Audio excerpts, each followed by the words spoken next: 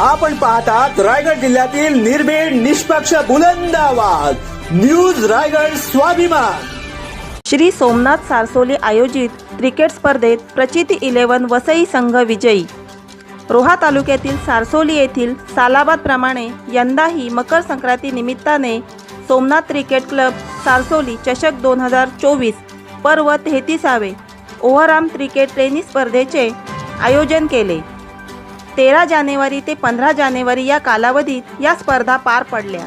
या स्पर्धेचे उद्घाटन शनिवारी 13 जानेवारी रोजी सकाळी चणेरा कुणबी समाज अध्यक्ष नरेंद्र सकपाळ यांच्या हस्ते मोठ्या उत्साहात करण्यात आले।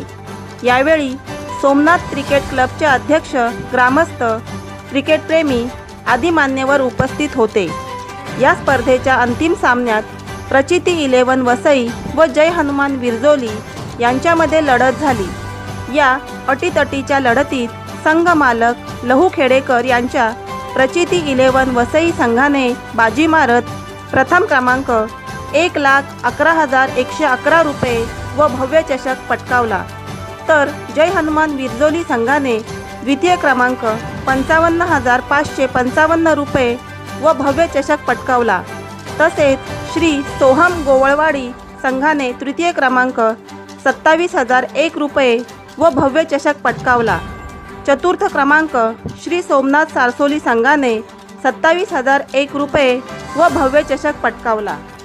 स्पर्धेत उत्कृष्ट फलंदाजाचा मान जय हनुमान विरजोली संघाचा अमित नागती याला देण्यात आला, तर उत्कृष्ट गोलंदाजाचा मान श्री सोमनाथ सारसोली संघाचा शुभम मेणे याला देण्यात आला। तसेच मालिकावीराचा मान प्रचिती 11 वसई संघाचा नागेश वाडेकर याला देऊन त्याला सोन्याची चैन देण्यात आली, तर सामनावीराचा मान प्रचिती 11 संघाचा साहिल भाटी याला देऊन त्याला सोन्याची अंगठी देण्यात आली। या प्रसंगी रोहा तालुक्यासह चणेरा पंचक्रोशीतील ग्रामस्थ तसेच क्रिकेटप्रेमी मोठ्या संख्येने उपस्थित होते। स्पर्धेत क्रिकेट समालोचक म्हणून जयेश भोसले, आकाश मांजरेकर, हर्षल मुंडे यांनी उत्तमरित्या काम केले, तर समारंभाचे सूत्रसंचालन प्रदीप भोईर यांनी केले। स्पर्धा यशस्वी होण्यासाठी श्री सोमनाथ क्रिकेट क्लब मंडळाचे कार्यकर्ते व सारसोली ग्रामस्थांनी विशेष मेहनत घेतली। या स्पर्धेचं 33वं पर्व चालू आहे आणि ही स्पर्धा म्हणजे सारसोलीची सोन्याची स्पर्धा अशी म्हणून अख्ख्या म्हणजे महाराष्ट्रातच नाही तर अख्ख्या महाराष्ट्राच्या बाहेर पण ती ओळखली जाते।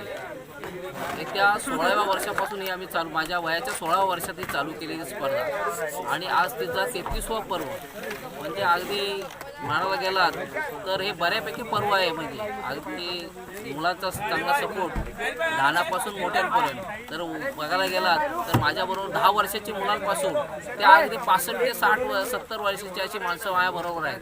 त्यामुळे ह्या स्पर्धेला कधीच विघ्न आलेलं नाही, आजपर्यंत कधीच विघ्न आलेलं नाही।